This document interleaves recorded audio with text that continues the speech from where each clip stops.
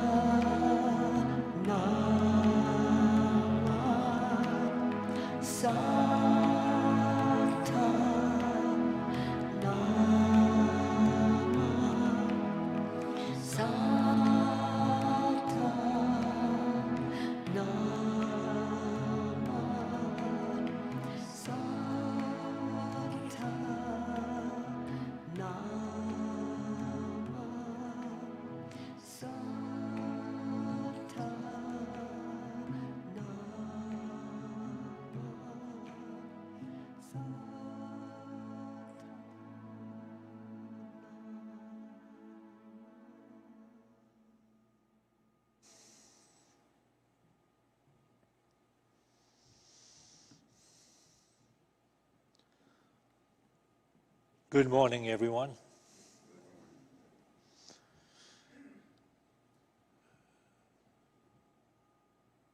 Well, this is Super Bowl Sunday, and it's probably one of the biggest sporting events of all time.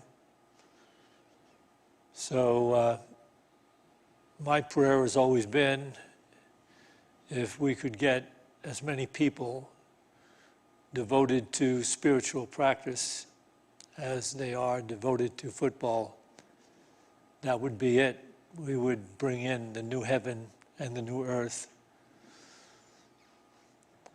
But as it is, the COVID-19 pandemic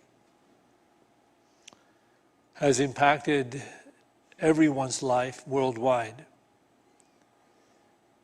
There is, the feeling mostly that it's impacted our lives in a negative way.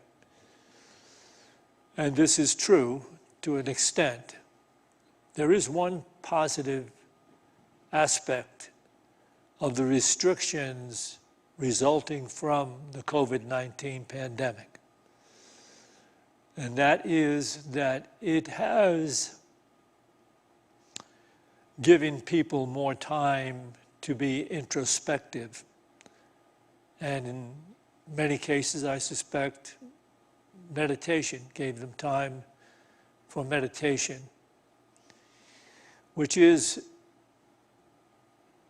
opening us up collectively to the most important element of life itself, which is the awakening of our minds to divine awareness. And if there is going to be a new age, as we talk about it, it will require a new level of consciousness that humanity is operating in. And this divine awakening can be defined in short as awakening from the dream of ego-centered awareness to universal awareness.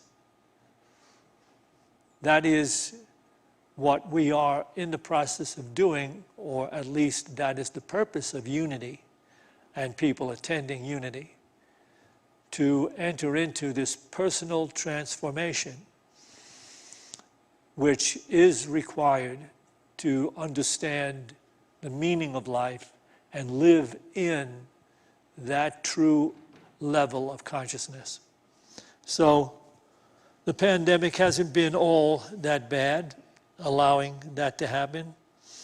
And when we speak about this divine awakening, I suspect that the most insightful teacher on the path is Eckhart Tolle. Let's take a look at this first PowerPoint. This is from his amazing book, A New Earth. Only the first awakening, the first glimpse of consciousness without thought, happens by grace, without any doing on your part. Once you have had a glimpse of awareness or presence, you know it firsthand. It is no longer just a concept in your mind. You can then make a conscious choice to be present rather than to indulge in useless thinking. You can invite presence into your life. That is so to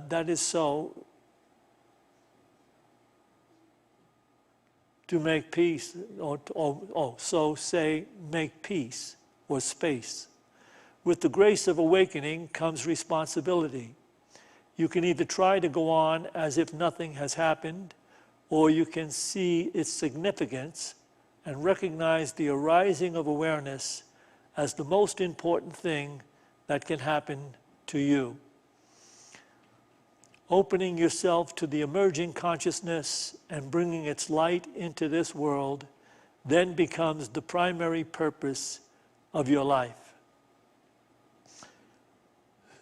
So in short, what Eckhart Tolle is suggesting, from his enlightened point of view, is that we may have that first glimpse of reality, but from there on, it is our responsibility to nurture it.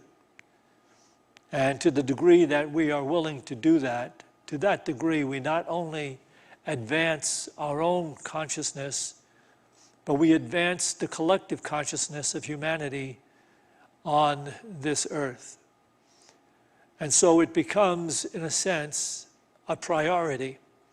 It doesn't exclude other things that we pursue, but it becomes the priority in a sense that we are no longer willing to surrender our peace of mind, our spiritual insight, our joy of being for this fragmented thinking that quite often is useless, simply because we spend so much time conjecturing on either things that haven't gone right or on what we are trying to make happen in the future so things will go better.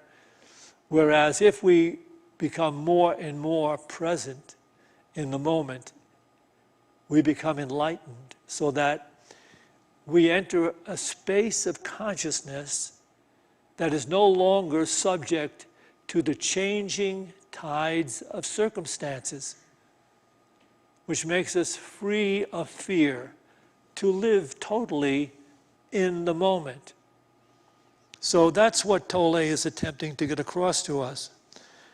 Opening one's awareness to this emerging consciousness remains the desire, or actually becomes the desire, that makes it the priority. And in a sense, you could say, the only thing required to enter into this higher level of awareness is desire. It is a desire to have removed all of the blocks we have collected in separating us from our true self, separating us from our true nature or true level of awareness. So we have all of these limited thoughts that have been collected in our awareness, beliefs that hold us in bondage, in a sense, because it doesn't free us, it doesn't make us free. And you will discover, if you just check out many of the things that human beings do, they simply carry on mostly out of fear.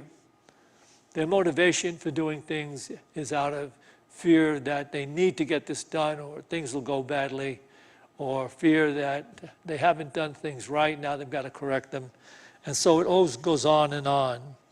To have removed the true blocks to spiritual awareness is to remove the blocks to joy, peace, which is a mystical way of expressing the state of consciousness that we enter when we enter divine awareness.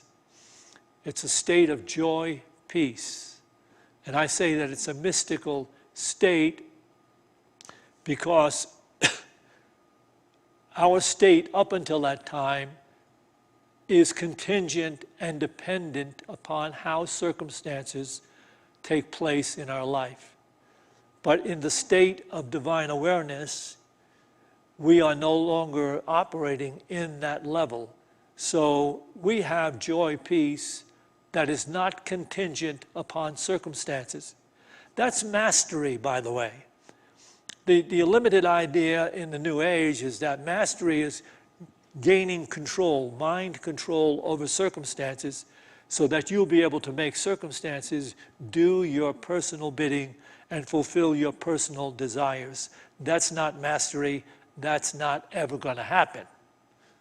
You're never going to be able to hold a gun up to the universe and its intelligence and the operation of life and demand that it perform according to your personal desires, dictates, and demands. So the true state of mastery is entering a higher state of consciousness in which you have divine joy peace.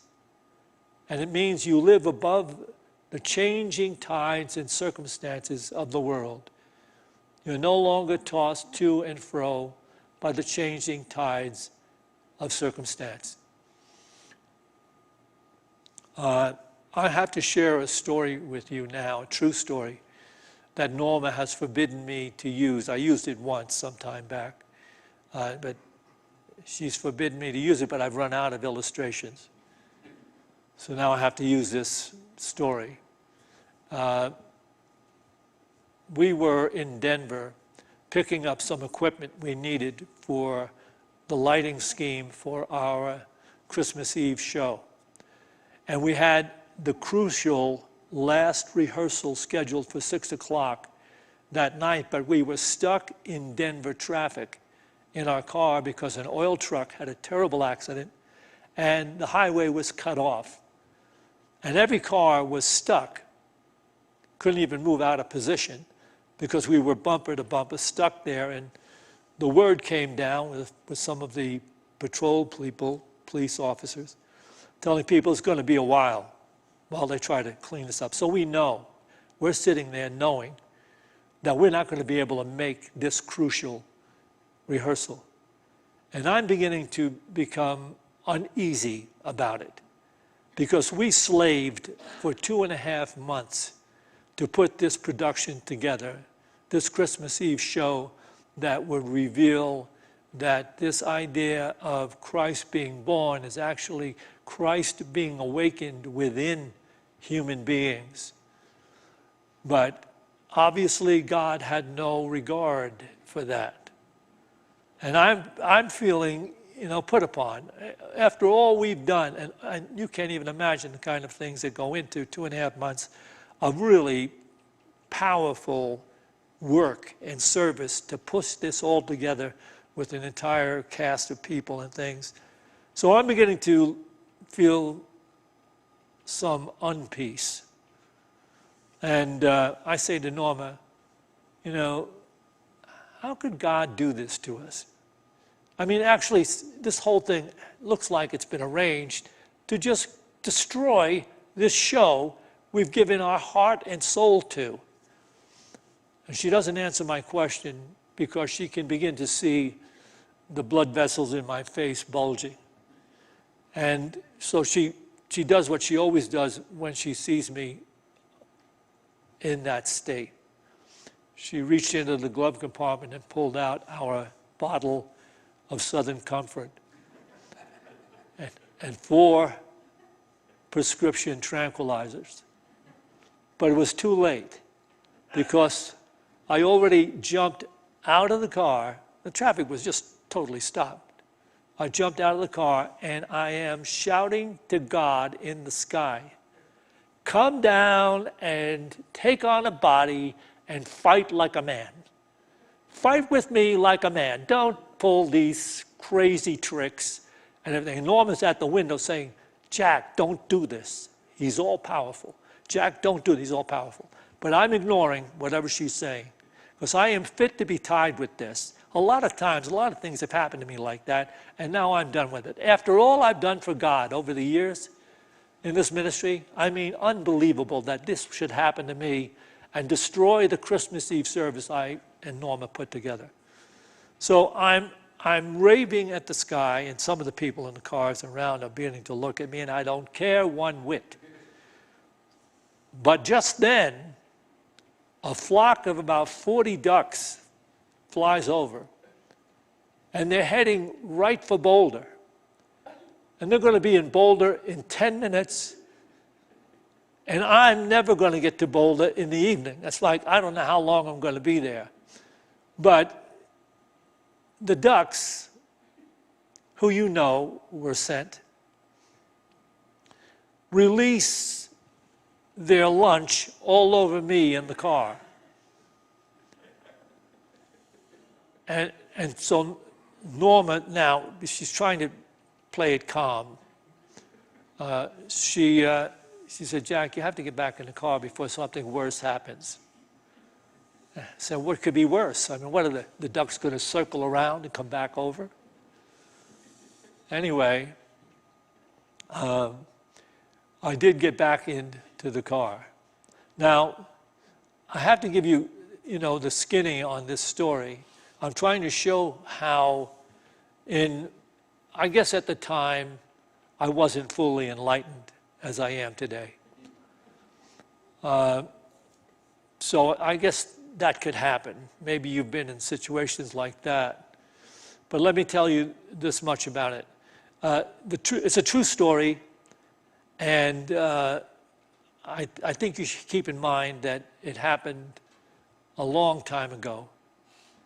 Because I mean, I'm showing myself in a bad light. I mean, who would want to see their minister in that kind of light when he's always teaching about peace, But it happened a long time ago, 3 or 4 weeks in December. And I have to tell you the truth about it. I never did step out of the car and shout at God in the sky. We did have ducks fly over who I knew were going to get to Boulder in 10 minutes. And they didn't decorate my car completely. We got a spot or two on the windshield. That was it. And Norma had the radio on. And this part is really fortuitous. This is really an act of God right here. And I'm trying to recreate it for you. A song came on the radio while I'm in the car ranting to myself and to Norma about the injustice of this terrible delay. And the song comes on the radio, and this is the song that came on the radio. Alexa, play the Drifters' Up on the Roof.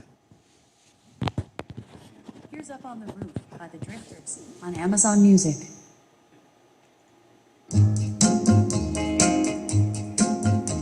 When this old world starts getting me down and people are just too much for me to face,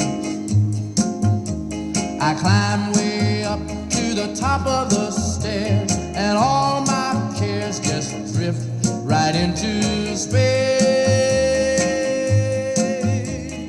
On the roof it's peaceful as can be, and there the world below can't bother me. Let me tell you now, when I come home feeling tired and weak, I go up where the air is fresh and sweet. On the roof I get away from the hustling crowd and all that rat race noise down in the street. On the roof, the only place I know where you just have to wish to make it so. Let's go up on the roof. Alexa, stop the music. Thank you. Up on the Roof.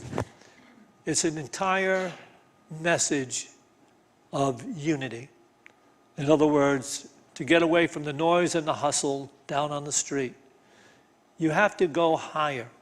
You have to go up to get away from it. And then everything changes. Then you are entering another state of awareness. There are still, and this is kind of amazing, there are still people that attend Unity that don't have a regular practice of meditation. I guess the illusion that we can actually figure out how to make our lives work on our own by, I don't know, reading enough books or, maybe doing enough service in the world or doing this and doing, I have to say, without a transformation in consciousness where we make a one-on-one connection with this refined level of awareness. Without that, true peace or joy peace and mystical awareness will never be anybody's. It is incumbent upon each person to realize, I don't have the wherewithal to figure out life, but this divine intelligence that is life can give me the insights and send me into a level of joy, peace, that allows me to live free of fear and to live a life totally worth living. I am not saying this to anyone from academic study.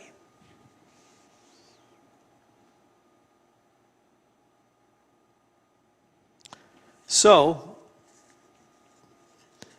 now we have an opportunity these days, because of the COVID pandemic, to have some time to be more introspective. Because it doesn't take very much if you have the desire to move the blocks to that level of awareness in which you are in the world but not of it. You know, we have only the need to desire removing those blocks.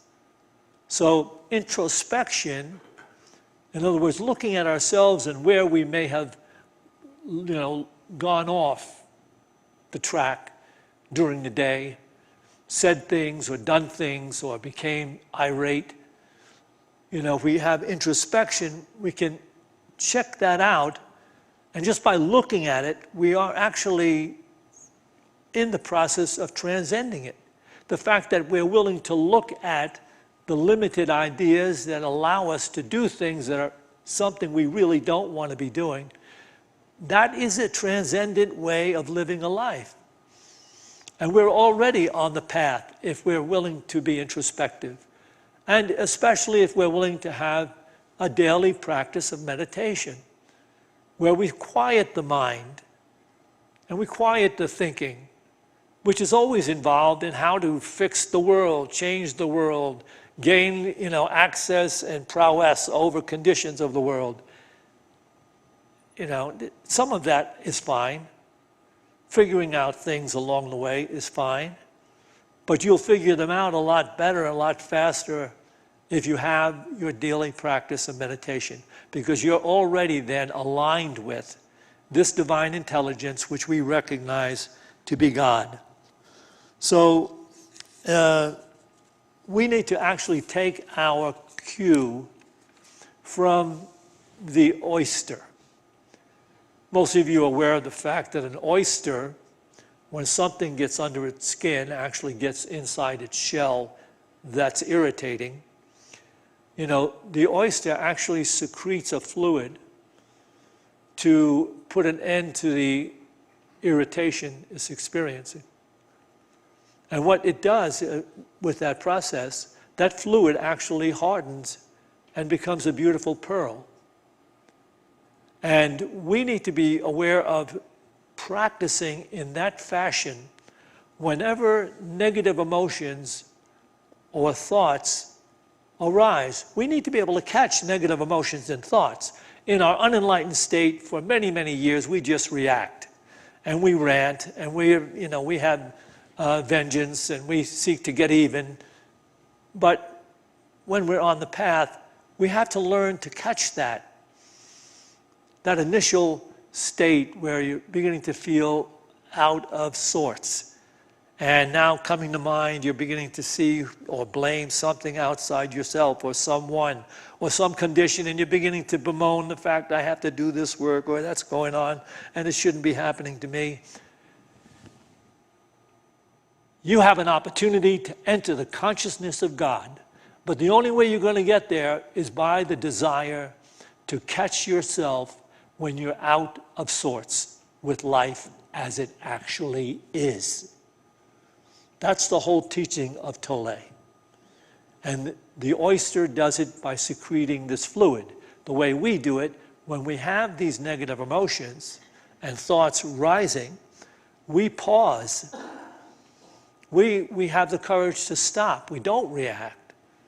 Just by pausing, we're allowing this more refined awareness to indicate to us what is appropriate. And what is appropriate may just be quiet. Be quiet. Don't react. Or what is appropriate, you might just be guided to say something or to apologize. Anyway, this is Eckhart Tolle on the idea of catching ourselves when we're in resistance to the now. Can we have this PowerPoint, please? Do you treat this moment as if it were an obstacle to be overcome? Do you feel you have a future moment to get to that is more important? Almost everyone lives like this most of the time. Since the future never arrives except as the present, it is dysfunctional, a dysfunctional way to live. It generates a constant undercurrent of unease, tension, and discontent. It does not honor life, which is now and never not now. And then finally, let's take this final Eckhart Tolle PowerPoint. This is in Stillness Speaks 57. When you know who you truly are, there is an abiding, alive sense of peace. You could call it joy, because that's what joy is. Vibrantly alive peace. It is the joy of knowing yourself as the very life essence before life takes on form. That is the joy of being who you truly are. So that's Eckhart Tolle's never-ending point over and over again, trying to get us to move into a level of consciousness in which we are surrendering the limited beliefs we have collected and the limited definition of life and self being confined to a separate physical, personal body. We still live through and express through and carry on our lives through a separate physical body, but we are no longer of the mind that that is who I am. For who I am is a divine soul consciousness. And that soul has access to all the information there is in any situation. And if we're willing to just allow it to reveal itself in our spiritual practice, we will eventually transcend the thinking, the consternation, the fear, and the war that takes place continually in the unenlightened world. So that's why unity exists beyond the illusionary separation from God and allows us to recognize our ability to access the consciousness of God and become an emissary of joy, peace, instead of fear, concern, and worry. Okay, we're going to practice allowing this divine awareness to prevail, just sitting here, allowing the moment to be what it is, and enjoying the peace of it, letting it be, so to speak, letting the moment be. We're listening to these Tibetan bowls as they share their beautiful tones. If you don't have a particular meditation technique, when we get to the period of silence, in that period of silence, you may want to use this thought. Life rises with me as one, not apart from me. Peace is a conscious choice to flow with what is. Life arises with me as one, not apart from me. Life does not arise apart from you. As it arises, that is you. Life arises as one with me, not apart from me. Peace is a conscious choice to flow with what is.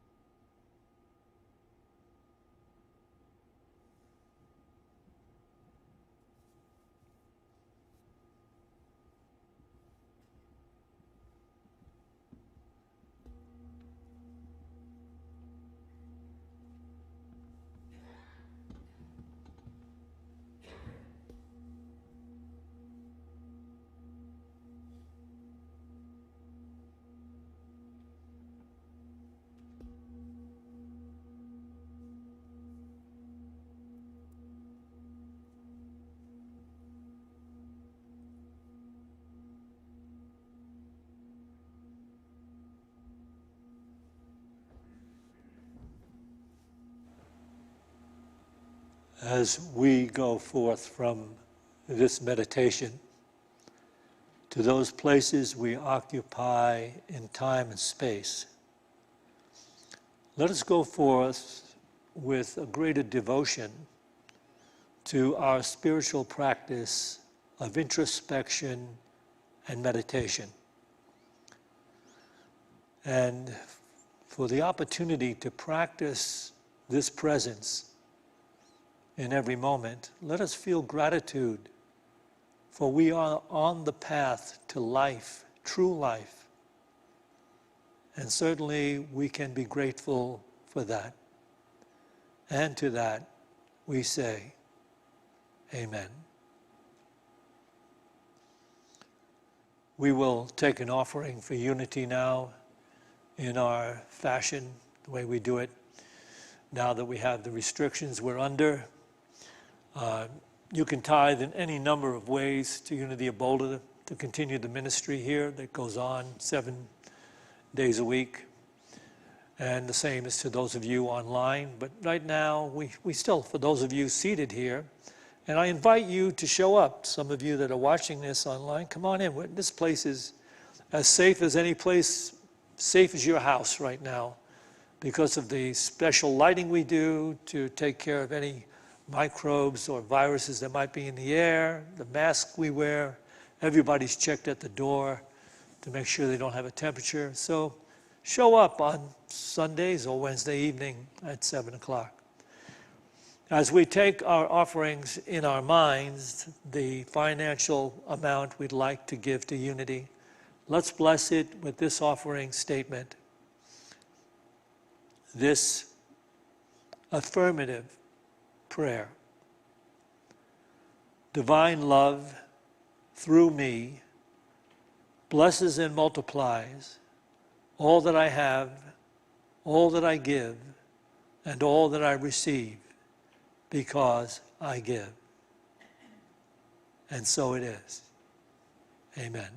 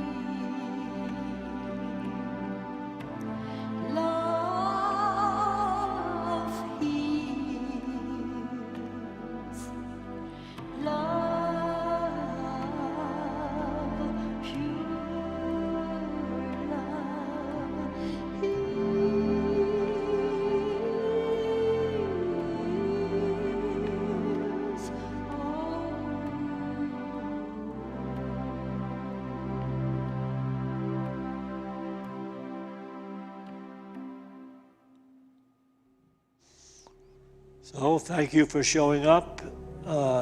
Enjoy the Super Bowl, and I will be speaking at the second service as well at 11 o'clock. So Copies of Satanama. When you leave, you can pick them up there by the door. It is a practice that will change your life.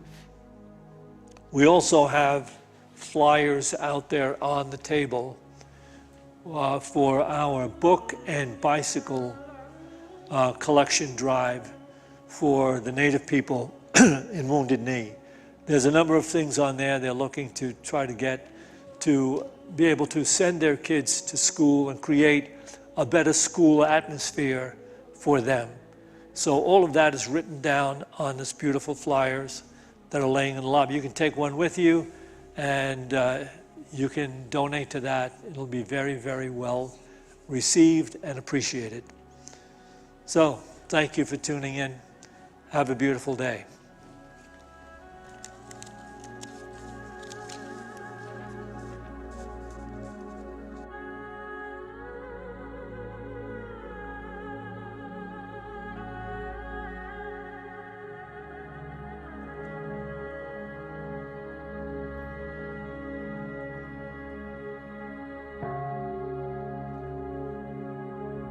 May the sound of this bell penetrate deep into the cosmos. Even in the darkest spots, living beings are able to hear it clearly, so that all suffering in them cease, understanding come to their heart, and they transcend the path of sorrow and death.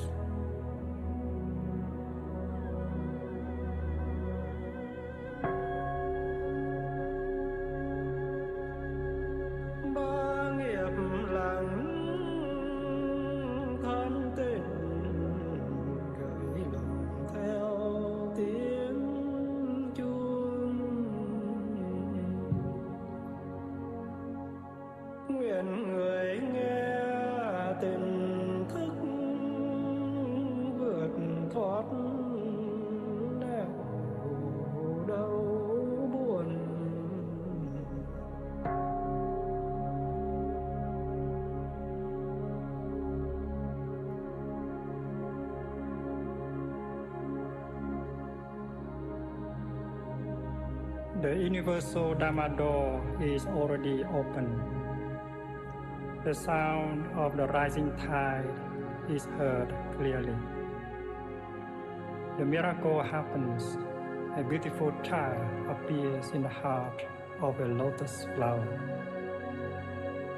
One single drop of this compassionate water is enough to bring back the refreshing spring to our mountains and rivers.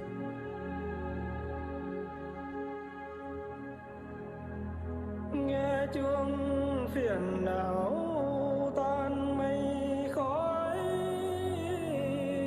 lặng thân an miệng mỉm cười. Hơi thở nương chuông về chánh niệm, vườn tâm hoa tuệ xinh tươi.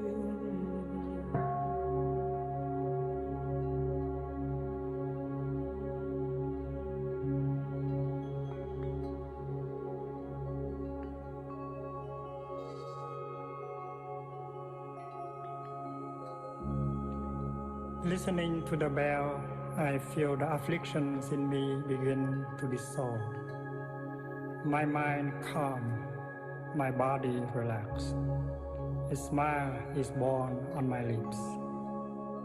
Following the sound of the bell, my breath brings me back to the safe island of mindfulness.